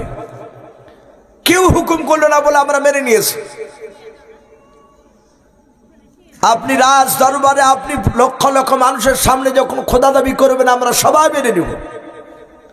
তার প্রজারা বলল, তার প্রজাদেরকে বাপজি জড়ো হতে বলেছে। এদিকে বাপজি ফেরাউনের বড় আশা, আমি তো যাই রাজ দরবারে, প্রায় মাঝে মাঝে আমার প্রজারা বলে যে আপনার ছেলেকে নিয়ে আসে, আমরা দেখব। আমি আজ নিয়ে যাব, আমি আল্লাহ দাবি করব, আমার ছেলে আমার পাশে বসে থাকবে, খুব আনন্দ লাগবে। ফেরাউন আসিয়াকে বলল, বিবি তুমি সুন্দর করে আমার ছেলেকে সাজিয়ে দাও। ভালো করে পোশাক পরে দেওয়া হলো। তারপরে বাপজি সেখানে নিয়ে গিয়ে মুসানবী পয়গম্বরকে ফেরাউনে ডান পাশে বাপজি বসে রেখেছে। কেতাবে লিখেছে ফেরাউনের মুখে বাপজি নাভি পর্যন্ত বড় বড় দাড়ি ছিল। আজ আমরা তো মুসলমান হয়ে অনেকে বাপজি দাড়ি রাখি না, কেটে দিই। মনে রাখবেন বাপজি, যারা দাড়ি নিয়ে কবরে যাবে, দাড়ি সুন্নাত তরিকায় যতটা দাড়ি রাখতে বলেছে, এখন দাড়ি 3-4 রকমের হয়ে গেছে। বাপ একটা দাড়ি হয়েছে রেখেছে মানুষ নামাজ পড়ে না, অথচ বড় দাড়ি। আর একটা দাড়ি আছে বাপজি ছোট ছোট, 1/2 ইঞ্চি 1.5 ইঞ্চি, ওরাও অনেকে নামাজ পড়ে না, আবার অনেকে পড়ে। কিন্তু দাড়ি বাপজি ওই ছোট ছোট রাখা সে চাইছে ফেলা শতগুণে ভালো, মানে চাইছে ফেলেও যায় পাপ, ও 1.5 ইঞ্চি রেখে সেই পাপ। দাড়ি এক মুষ্টির বাপজি নিচে রাখা যাবে না। হ্যাঁ, যদি আপনার দাড়ি না বেরোয় সেটা ভিন্ন কথা, কিন্তু দাড়ি বাপজি আপনার রাখতে হবে, দাড়ি ছাটা যাবে না ওই 1.5 ইঞ্চি 1/2 ইঞ্চি করে। হ্যাঁ, খুব যদি বড় হয়ে যায় তখন আপনার সে মশলা আবার মুফতি সাহেবের সাথে আলোচনা করলে আগা এটা টুক ছাটার অনুমতি পাইলেও কিন্তু না কাটাতে উত্তম বলা হয়েছে। বাপজি আমার সোনা লালেরা, নবী বলেছেন যারা দাড়িবিহীন কবরে যাবে, যারা দাড়ি রাখবে না কবরে যাবে, কিয়ামতের ময়দানে তাদেরকে কবর থেকে বলা হয়েছে উঠবে যেদিন তাদের মুখে 350 হাত লম্বা দাড়ি থাকবে, এত বড় বড় দাড়ি। ফেরেশতারা তাড়াবে আর তারা দাড়িতে পায়ে বাপজি ব্যাট বেঁধে পড়ে যাবে আর পেছন দিক থেকে ফেরেশতারা মারবে। নবী বলেছেন যারা সুন্নাত তরিকা দাড়ি নিয়ে কবরে যাবে তারা কবর থেকে যেদিন উঠবে তারা দাড়িবিহীন, বলুন আলহামদুলিল্লাহ, তাদের দাড়ি থাকবে না। আর দাড়িটা বাপজি একটা পুরুষের আলামত। মা বোনেরা যতই চেষ্টা করে বাপজি তারা দাড়িকে চাইছিল, দাড়ি বাড়ায় না। হয়তো 1000-এ 2টা একটা মেয়ের বাপজি দেখেন, কারো কারো মেয়ের দেখা যায় আসলি হয়েছে, আসলিতে 2-3টে করে দাড়ি হয় কিছু কিছু মেয়ে। আমাকে কয়েকদিন আগে বাপজি আপনার এই দিন 20 হলো একটা লোক ফোন করছে, আমি নাম করবো না, কোন এলাকা, বলছে ভাই আমার বিবির গনিয়া 13টা দাড়ি আছে, এই থুতনিতে একটা তিল আছে, ওই তিলের জায়গাতেই ওই দাড়িগুলো, এই দাড়িগুলো কাটা যাবে কি যাবে না? আমার বিবিকে কাটতে বলে আমার বিবি কাটে না, যে গোনা হবে তাই বলে, মাত্র গনিয়া 13টা। আমি ভাই গনিয়েছেন? বলে হ্যাঁ গনবো না, কারণ আমার বিবির আছে। কিন্তু বাপজি তারপরে আমরা মুফতি সাহেবের সাথে একটা আলোচনা করে তাকে বলা হলো যে দাড়ি কেটে ফেলে গোনা নাই তার, কারণ মেয়েদের তো দাড়ি ওদের নাই, ওরা পরিষ্কার হলে অসুবিধা নাই, গোনা নেই। কিন্তু বেটা ছেলেদের বাপজি কাটা যাবে না। দাড়ির অনেক ফজিলত রয়েছে। বিজ্ঞানরা বলছে, আপনার বিশ্বনবী বলেছেন দাড়ি থাকলে তাদের যৌন শক্তি বৃদ্ধি হয়, বলুন আলহামদুলিল্লাহ, আর কাটলে তা ক্ষতি হয়। এটা বিজ্ঞানরা বাপজি প্রমাণ দিচ্ছে। আমি আপনাদেরকে বলবো ভাই, ওই ফেরাউন একজন বেঈমান, সে কিন্তু তার দাড়িটা বাপজি নাভি পর্যন্ত ছিল, সে দাড়ি চরম যত্ন নিত। মারিফুল কোরআন এসেছে মুক্তা দিয়ে বাপজি দাড়িকে ফেরাউন জোড়ে রাখতো, হীরা কাঞ্চন মুক্তা বলিলে এই মুক্তা দিয়ে জোড়ে রাখতো। ফেরাউন মুসা নবীকে নিয়ে গিয়ে ডান পাশে রেখে হাজার হাজার লক্ষ লক্ষ মানুষের সামনে শুধু বলেছে আনা রব্বুকুমুল আলা। কোরআন শরীফে এসেছে কথাগুলো, যে আমি সব আল্লাহর চেয়ে বড় আল্লাহ, সব আল্লাহর চেয়ে বড় আল্লাহ, মানে আল্লাহ আছে এটাও জানতো। আর পাশি বাপজি মুসা নবী, এ তো মৌলানা নাই ইমামতি ছুটে যাবে বলে যদি কমিটি বলে যে 4 এটা 3, আমরা অনেকে বাপজি হু দিয়ে দিই ভাই, এটা বাস্তব বলছে, অনেকে আছে। কিন্তু নবীরা কাউকে ভয় পায় না। নবী মুসা দেখলেন এত বড় বেঈমান, তুই খোদা দাবি করছিস বলি বাপজি মুসা নবী পাশে বসা ছিল, খ্যাচ করে একদম দাড়িকে ধরে বাম হাত দিয়ে ঠাস করে বাপজি একটা চড় মেরেছে। আরে এমন চড় মেরেছে মুসা নবী, মুফাসসিরিন কেরাম লিখেছেন ফেরাউন ওখানে পপা করে ঘুরতে লেগেছে। কিছু মুরগি দেখেন বাপজি শীতের সময় চুন হাগা হয়, পাতলা পায়খানা, অনেক মুরগি মরেও যায়, আবার মরতে মরতে এক একটা মুরগি বাপজি বা বেঁচে যায় দেখেন পপা করে ঘুরে, ঠোর হারা মুরগি তাই বলে মুরগিটাকে, ও মেলা দিন থাকে, ও আবার ওকে যদি কুকুর শিয়ালে যদি না নিয়ে পালিয়ে যায়। তো ফেরাউন পপা করে ঘুরে বললো সর্বনাশ, এই জল্লাদ এই তাড়াতাড়ি আমার মুসাকে জবাই কর। জল্লাদে বাপজি তলোয়ার আনতে চলে গেছে। হামান বলছেন হে বাদশাহ, এ পাগলামো করছেন কেন? বলো পাগলা মানে? বলে তোমারই তো ছেলে, একটু চর মারিয়া স্যার তুমি একটু জবাই করে ফেলবা, এ তুমি বাদশাহ? ফেরাউন বলছে হামান রে, এ চর যদি তোর গালে পড়তে তাহলে তুও বুঝতে পারতি এ চর কাকে বলে। তা আমাকে এমন ভাবে মেরেছে মনে হচ্ছে 1-100টা লোকে 2-4 ঘন্টা ধরে চড়ালছে আমাকে। তাফসীরে লিখেছে প্রতিটা নবীর হাতে মহান রব্বুল আলামিন বলেছে আমি দুনিয়ার 4000 যুবকের শক্তি প্রতিটা নবীর 2 হাতে দিয়েছি। বলুন আলহামদুলিল্লাহ। নবীদেরকে এত শক্তি দিয়েছে। আপনারা সকলেই জানেন হযরত আলীকে আল্লাহর বাঘ উপাধি দেওয়া হয়েছিল। শেরে খুদা, আল্লাহর বাঘ। এ হযরতে আলী রাদিয়াল্লাহু তাআলা আনহু যে তলোয়ারটা নিয়ে যুদ্ধ করতে, জানা আছে তলোয়ারটার নাম কি? জুলফিকার। আপনার বলা হয়েছে ওই তলোয়ারটা হযরত জিবরিল সেদিন নিয়ে যায়নি। আমার জিবরিল নাই, হযরত আলী রাদিয়াল্লাহু তাআলা আনহু খৈবরের যুদ্ধে বাবজি একটা লোহার ঢাল নিয়ে লড়াই করেছিলেন। যুদ্ধ করে এসে রাসূলের কাছে আসলেন। নবী বলেন কি নিয়ে যুদ্ধ করলে? জামাই বলে হুজুর এই ঢাল নিয়ে। বলে রেখে দাও। বলে এবার উঠাও। হযরত আলী বাবজি আর উঠাতে পারছে না। বলে আলী এখন তোমার রাসূলুল্লাহ তোমার শ্বশুর মশাই দোয়া করেনি? তখন আমি দোয়া করেছিলাম। নবী আমার 2 হাত দিয়ে ওই ঢালকে তুলে দেখে দিলেন। বলুন আলহামদুলিল্লাহ। এত শক্তি নবীজির বাবজি ছিল। মুসা আলাইহিস সালাম বাবজি মেরেছে।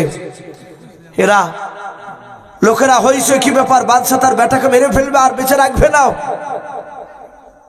ফেরাউনের বিবি আসিয়ার কাছে গিয়ে বলেছিল আসিয়াও, ও রানী মা, আপনার ছেলে মুসা আর মনে হয় বেঁচে নাই। বলে কেন? বলে তোমার ছেলেকে জবাই করে ফেলবে। বলে আমি এখনই শুনে আসলাম তোমার ছেলেকে জবাই করে ফেলবে, তুমি তাড়াতাড়ি চলাও। আস্তে আস্তে বলল কেন জবাই করবে? ডাক দিয়ে বলল তোমার ছেলে ওই মুসা ফেরাউনকে চড় মেরেছে, ফেরাউন সহ্য করতে না পেরে মারার হুকুম দিয়েছে। হযরতে আসিয়া সোজা দৌড়ে গিয়ে বলেছিল গো বাদশা নামদার, এ পাগলামো করেন না, আমার ছেলে মুসা আপনাকে আদর করে মেরেছে। ফেরাউন বলল ওরে বিবি আসিয়া, এটা আদর করা মারো নাই, এখনো যন্ত্রণা করেছে। ওরে আমার আসিয়া, এ ছেলে জেনে শুনে আমাকে চড় মেরেছে। আসিয়া বলল তা কি করে হয়, আপনি পরীক্ষা নিয়ে নেন। ফেরাউন বলে কি পরীক্ষা নিব? বলে আপনি একটা আগুনের দালাও আর একটা মিষ্টি জাতীয় জিনিস আপনি সামনে পাশাপাশি রাখুন। ওগো বাদশা নামদার, হাজার হাজার লোকের সামনে আমার ছেলে মশাকে যদি ছেড়ে দেওয়া হয় আর ওই আগুনটা যদি মশা তুলে যদি হাতে নিয়ে নেয়, তাহলে জানতে হবে আমার ছেলে মশা তোমাকে আদর করে মেরেছে, জেনে শুনে মারে নাই। ওগো আমার স্বামী শুনে নাও, যদি মশা আমাদের বাচ্চা আগুনটা তুলে নিয়ে যদি মিঠাই জাতীয় জিনিসটা যদি তুলে যদি মুখে দিয়ে দেয়, তাহলে জানবো আমার মশা জেনে শুনে তোমাকে চড় মেরেছে। ফেরাউন বলল কথা ঠিকই বলেছে। বাপজি আমার সোনা লালেরা, জাহাতি কথা বলল, হাজার হাজার লোকেরা বিরাট পরীক্ষা দেখবে।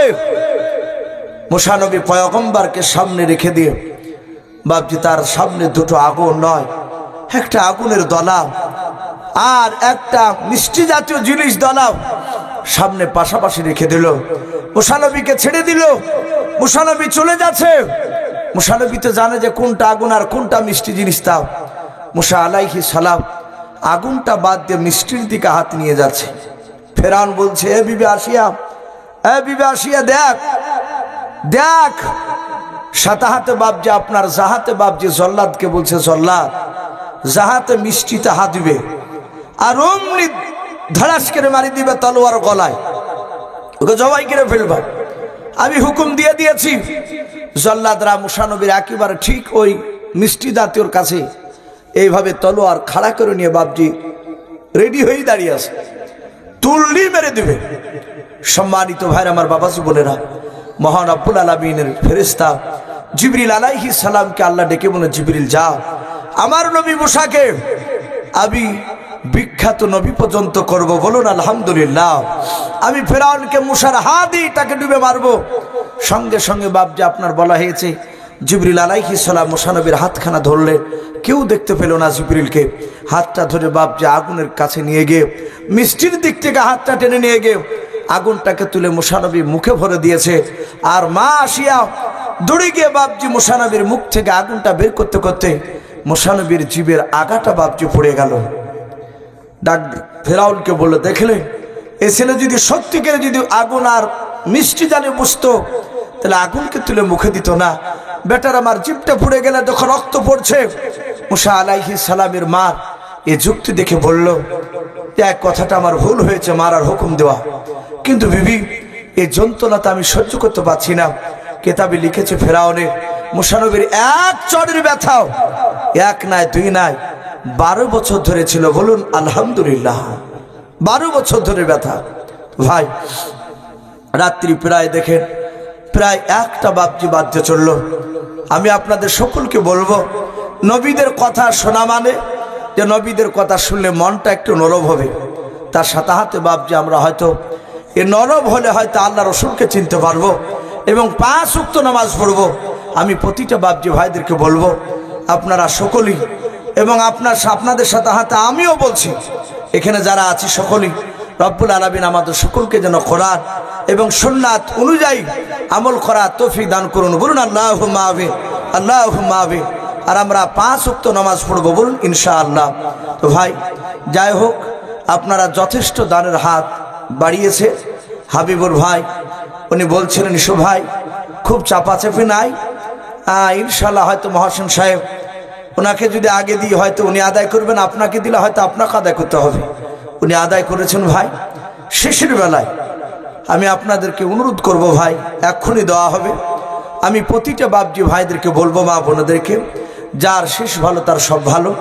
আমি আপনাদের কাছে 2000 1000 বলবো না ভাই, 100 খান করে টাকা, 100 খান করে টাকা যদি 10টা মানুষ ভাই একটা একটা করে যদি দেন, 100 খান করে টাকা, কাছে না থাকলে একটু যদি ওয়াদা করে শেষের বেলায় ভাই চাপাচাপি না যদি দেন, আলহামদুলিল্লাহ। একটু ভাই আপনাদের জন্য একটু দোয়া করব। আসি ভাই, এই মসজিদের জন্য নাকি আদায়, মসজিদের জন্য কবরস্থান, মাশাআল্লাহ কবরস্থানের জন্য ভাই, যেটা আসল বাড়ি আমাদের সকলে দিয়েছেন ভাই। কিন্তু আবার বলবো, ইমানদাররা তারা খাজুর গাছের মতো, যত চাষবে তত বাপজি রস পড়ে। খাজুর গাছে যেরকম ইমানদার একবার দিয়ে বাপজি বন্ধ হয় না। এ দেখেন আরেকজন ভাই আমার 100 টাকা দিয়েছেন, বলুন মারহাবা, বলেন আরে তাকবীর। আল্লাহ তার 100 টাকা দানকে কবুল করুন। ভাই যাব না ভাই, আমরা দোয়া করব। আমি 10 জন ব্যক্তিকে একটু দেখতে চেয়েছি, যদি থাকেন তাহলে দেন, আর যদি না থাকে তাহলে বাপজি খুব চাপাচাপি নয়, একটু আসি।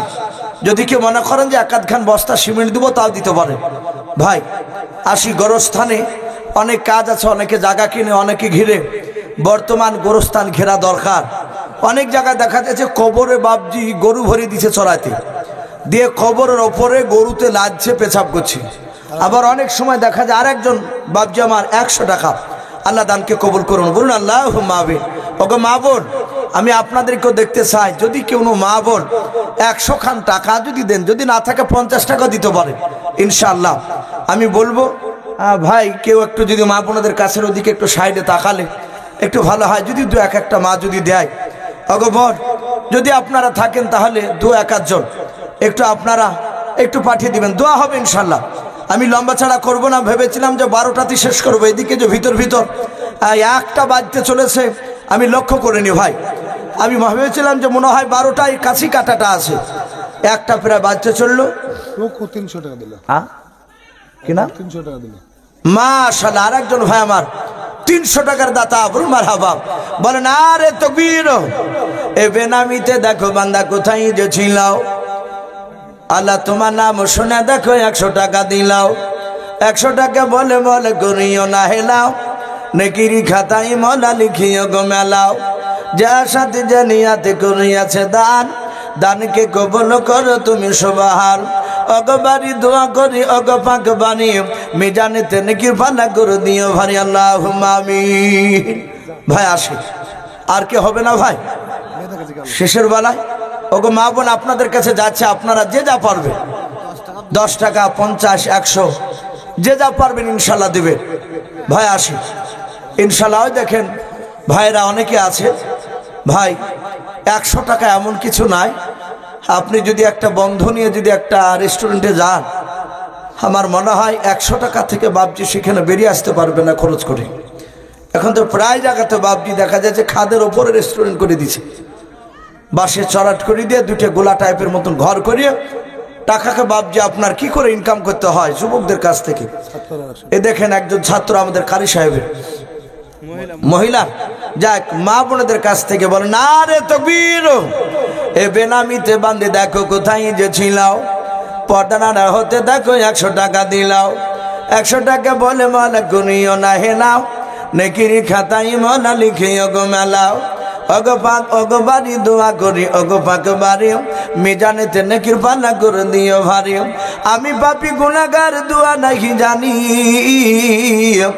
আর বেনামি মায়ের জন্য দোয়া করবে ফাতেমা জননী আল্লাহুম্মা আমিন। ভাই আসি ইনশাল্লাহ দোয়া হয়ে যাবে। হ্যাঁ, যদি এখনো জালসার ঈদগাহের বাইরে যদি কোনো ভাই বাপজি যদি দাঁড়িয়ে থাকেন, ভাই বাইরে দাঁড়িয়ে না থেকে একটু ভিতরে আসলে ভালো হয়। এক্ষুনি দোয়া হবে ইনশাল্লাহ। নবী বলেছেন আর দোয়া মক্খুল ইবাদা, দোয়া হচ্ছে সমস্ত ইবাদতের মাগাজ। আমরা দোয়ার কাঙ্গাল ভাই, আমরা সম্মিলিতভাবে সবাই দোয়া করব। এখন তো প্রায় জায়গাতে দোয়ালিও বাবজি ঝামেলা চলছে। আমাদের ঘরের অনেক সন্তানরা তারা বাবজি কোরআন পড়া জানে না, কলেমাটা সঠিক করে বলতে জানে না, অথচ ইমামকে বলছে যে হুজুর এই মৌলভী সাহেব কিছুই জানে না। বলে কেন? বলে বেদাত কাজ করছে, ই জানে না, দোয়া কোরআন হাদিসে কোথাও নাই, আর এই দোয়া করে চলে যাচ্ছে। অথচ যে বলছে সে কোরআন পড়তেই জানে না। ভাই আমি এতটুকু শুধু চিন্তা করি, এই স্কুলের বাবজি জেনারেল লাইনের বই ক্লাস 8-এ যদি পড়ে, যে কোনো ক্লাসে পড়ুক না কেন, ওর ওই ক্লাসের কয়েকটা বই বাবজি বুঝতে গেলে কয়েকটা মাস্টার লাগে না ওই বইগুলোকে বাবজি বোঝার জন্য। আর এই জীবনে মাদ্রাসায় পা দিল না, এই 2-4 পাতা বাংলা হাদিস পড়িয়ে এসে বলছে যে আমি কোরআন হাদিসের পণ্ডিত হয়ে গেছি। অত সহজ নয় ভাই, কোরআন খুব কঠিন। বাংলা পড়ি যদি বাবজি আলেম হওয়া যেত, তাহলে এই 12, 13, 14, 15 বছর ধরে বাবজি ওই মাদ্রাসাতে বাবজি আর পড়ে থাকতে হতো না। তো ভাই কোরআন হাদিস খুব কঠিন। বড় বড় ইমাম আযম আবু হানিফা রাহমাতুল্লাহ আলাইহি, ইমাম শাফি রাহমাতুল্লাহ আলাইহি, ইমাম আহমদ বিন হাম্বল রাহমাতুল্লাহ আলাইহি, ইমাম মালিক রাহমাতুল্লাহ আলাইহি, এই দেখেছি কোরআন তাদের জীবনী পড়তে গিয়ে দেখেছি তারা হাদিসকে নিয়ে বাবজি গবেষণা করেছে। তারা এত বড় পণ্ডিত, অথচ বাবজি তারা বলেছেন আমি এটা বুঝেছি, এটা হয়তো ভুল হতে পারে আমার।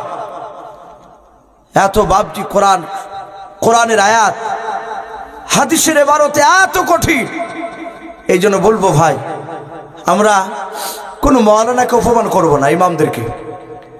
আমরা যদি দোয়া না করি চুপচাপ বসে থাকবেন, আর যে দোয়া করছে তাকে বাধা দিবেন না। আর যারা দোয়া করছেন তাদেরকে বলবো ভাই, যে দোয়া করছে না তাকে আপনি গদ্দনি দিয়ে মসজিদ থেকে বাড়ি করে দিতে পারবেন না ভাই। তো যাই হোক ইনশাল্লাহ মা বোনদের কাছ থেকে কিছু আসলো। 1020 টাকা হলো। সুবহানাল্লাহ, বলুন আরে তাকবীর। মা বোনদের কাছ থেকে 1020 টাকা, বলুন মারহাবা। আমি 1000 দেখতে চেয়েছিলাম, আলহামদুলিল্লাহ। মা বোনদের কাছ থেকে সবারই কাছ থেকে 1020 টাকা এসেছে শেষের বেলায়। বাবজি আপনারা বেশ কিছু আপনারাও দিয়েছেন। আল্লাহ সকলের দানকে আল্লাহ কবুল করুন, বলুন আল্লাহুম্মা আমিন, আল্লাহুম্মা আমিন। ভাই দোয়া হবে, আমরা সকলে একবার দুরূদ ইব্রাহিম পড়ি না। আল্লাহুম্মা সাল্লি আলা মুহাম্মাদি ওয়া আলা আলি মুহাম্মাদ কামা সাল্লাইতা আলা ইব্রাহিম ওয়া আলা আলি ইব্রাহিম ইন্নাকা হামিদুম মাজিদ। আল্লাহুম্মা বারিক আলা মুহাম্মাদি ওয়া আলা আলি মুহাম্মাদ কামা বারাকতা আলা ইব্রাহিম ওয়া আলা আলি ইব্রাহিম ইন্নাকা হামিদুম মাজিদ। সাল্লাল্লাহু তাআলা আলাইহি ওয়াসাল্লাম। ভাই আমরা শেষের বেলা একবার তওবা করে নিই। আস্তাগফিরুল্লাহ রাব্বি মিন কুল্লি যামবি ওয়া আতুবু ইলাইহি লা হাওলা ওয়ালা কুওয়াতা ইল্লা বিল্লাহি আলিয়্যিল আযীম।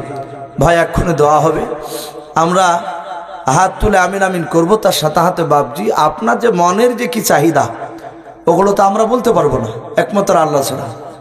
আপনি আমিন আমিন করবেন, তার সাথে হাতে মনে মনে আপনারা আল্লাহর কাছে চাইবেন যে আমি দোয়া করবো আর আপনারা যে চাইতে পারবেন না, এটা কোনো কথা নয়। আপনারা দোয়া করতে পারেন, আপনারাও চাইবেন, মনের কথা খুলে বলবেন যে আল্লাহ আমার এটা দরকার, মনে মনে আল্লাহ কবুল করবেন। হুজুর দোয়া করবেন, হাত তুলে আল্লাহুম্মা আমিন। আলহামদুলিল্লাহি রাব্বিল আলামিন ওয়াল আকিবাতু লিল মুত্তাকিন ওয়াসসালাতু ওয়াসসালামু আলা রাসূলিল আমিন ওয়াসসালাতু ওয়াসসালামু আলা রাসূলিল আমিন। রব্বানা যালামনা আনফুসানা ওয়া ইল্লাম তাগফির লানা ওয়া তারহামনা লানাকুনান্না মিনাল খাসিরিন। আয় আল্লাহ, রাত্রি প্রায় 1টা পার হতে চলল রে মাওলা। আয় আল্লাহ, তোমার বান্দা বান্দীদেরকে নিয়ে মাওলা গভীর রাত্রিতে হাত উঠিয়েছি। আয় আল্লাহ, তুমি আমাদের সকলের হাতগুলো ইমানদার হিসেবে তুমি কবুল করে নাও। আগে রব্বুল আলামিন, আমরা সকলেই গুনাহগার, খাকসার নাদান তোমার বান্দাও। দিনের আলো রাত্রির অন্ধকারে মালা সগীরা কাবিরা জানাওয়া জানাও, ছোট বড় যায়নি বাতিনি যাবতীয় গুনাহ করে ফেলেছি। আয় আল্লাহ, তুমি আমাদের সকলের জীবনের যাবতীয় গুনাহগুলো তুমি মাফ করে দাও। আয় আল্লাহ, আজকের জালসার সভাপতিগণকে তুমি কবুল করে নাও, বক্তার শ্রোতা সকলকে তুমি কবুল করে নাও। আয় আল্লাহ, আজকে পবিত্র জালসার মাহফিল তুমি কবুল করে নাও। মওলা রে, এই জালসা আল্লাহ, জালসা করতে গিয়ে আল্লাহ অনেক যুবক ছেলেরা, কমিটি ভাইয়েরাও আয় আল্লাহ, তারা হাড় ভাঙা পরিশ্রম করেছে মওলা, কেউ টাকা দিয়ে, কেউ শ্রম দিয়েও। আয় আল্লাহ, তুমি তাদের মেহনতকে তুমি কবুল করে নাও। আল্লাহ, জালসায় যারা টাকা দিয়ে সহযোগিতা করেছে মওলা, যারা টাকা দিতে পারে না তাদের সকলকেও তুমি কবুল করে নাও রব্বুল আলামিন। আয় আল্লাহ, তোমার বান্দা বান্দিরা গোরস্থানের জন্য কেউ 200, 150, 10 টাকা, 20 টাকা, আয় আল্লাহ কেউ 300 টাকা এইভাবে দান করেছে মওলা। আয় আল্লাহ, আমার পূর্বেও কে 2000, 1500 এইভাবে দান করেছে মওলা। সিমেন্টের বস্তা দান করেছে মওলা। তুমি সকল দানকারী দানকে তুমি কবুল করে নাও। আয় আল্লাহ, তুমি খাস করে মওলা কারীম এই গ্রামের পবিত্র জালসার মাহফিল তুমি কবুল করে নাও মওলা রে। আয় আল্লাহ রব্বুল আলামিন, দেখো তোমার বান্দা বান্দিরা আমিন আমিন করেছে রে মওলা। কার আব্বা নাই মা নাই মওলা, যাদের আব্বা নাই মা নাই তুমি তাদের আব্বা মার কবরে আযাবগুলো তুমি মাফ করে দাও। আল্লাহ, আমাদের কার দাদা দাদি, নানা নানি, চাচা চাচি, আল্লাহ আমাদের অনেকের আত্মীয় স্বজন চলে গিয়েছে মওলা, তুমি আমাদের সকলের আত্মীয় স্বজনের কবরে আযাবগুলো তুমি মাফ করে দাও। আল্লাহ,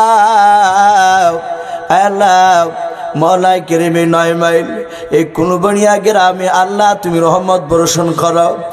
আল্লাহ, এই গ্রামে তুমি রহমত বর্ষণ করো। আল্লাহ, গ্রামের প্রতিটা বাড়িতে তুমি রোজের আজকারা তুমি বরকত দাও। আল্লাহ, আমাদের হুজুর বসে আছেন চন্দ্রহাট মাদ্রাসার কারি সাহেব, আল্লাহ আল্লাহ কারি সাহেবকে তুমি যোগ্য ইমাম হিসাবে কবুল তুমি করে নাও, মাদ্রাসার যোগ্য হিসাব শিক্ষক হিসাবে তুমি কবুল করে নাও। আল্লাহ, এখানে হাবিবুর মাওলানা আছে, আরো কয়েকজন মাওলানা রয়েছে মওলা, এখানে তলবুল ইলম শুদ্ধ রয়েছে মওলা, তুমি তাদের সকলকে তুমি দিনের দায়ী হিসাবে তুমি কবুল করে নাও। আয় আল্লাহ, খাস করে মওলা কারীম এই গ্রামে তুমি রহমত বর্ষণ করো, রোজের আজকের তুমি বরকত দাও। এই গ্রাম থেকে যত মাইয়াত কবরবাসী হয়েছে মওলা, সকল কবরবাসীর কবরে আযাবগুলো তুমি মাফ করে দাও। আয় আল্লাহ, সারা বিশ্বের মুসলমানকে তুমি হেফাজত করো, সারা বিশ্বের মাদ্রাসা মসজিদকে তুমি হেফাজত করো। আয় আল্লাহ, সারা বিশ্বের মুসলমান যত কবরে চলে গিয়েছে সকল মুসলমান মাইয়াতের কবরে আযাবগুলো তুমি মাফ করে দাও। আয় আল্লাহ, আমাদের মন চাক আর না চাক তুমি আমাদের দ্বারাই 5 ওয়াক্ত নামাজ তুমি আদায় করিয়ে নাও। আয় আল্লাহ, তোমার কাছে আখিরি দোয়া করি মওলা, তুমি আমাদেরকে কুকুর বিড়ালের মতো তুমি মওত দিও না। আয় আল্লাহ, তুমি ইজ্জতের সহিত তুমি আমাদের মওত দিও।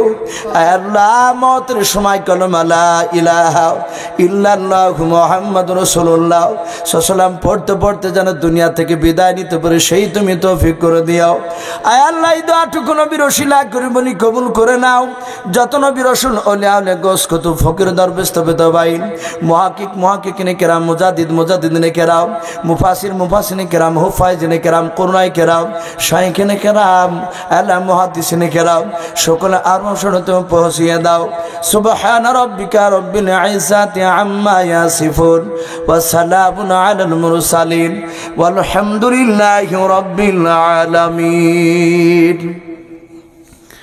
আসসালামু আলাইকুম ওয়া রাহমাতুল্লাহি ওয়া বারাকাতুহু।